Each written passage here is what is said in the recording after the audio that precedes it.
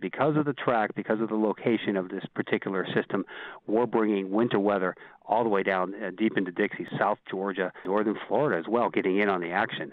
Certainly, a lot of those areas are going to get up to a tenth of an inch of ice, maybe a little bit more ice, maybe a quarter of an inch of ice in southeast Georgia, which would be unheard of, and certainly crippling, right? Because you just don't have the resources to combat that, especially on the roadways. We get into a snow impact really by the time we get into Thursday and Thursday night in the Mid-Atlantic.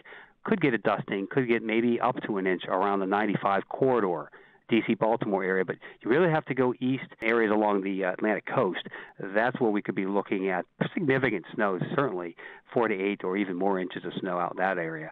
And as we get into the Northeast, as that system continues to really crank later Thursday into Thursday night, that's where we could see some heavy snow with blizzard-like conditions across New England, but mainly, again, coastal New England.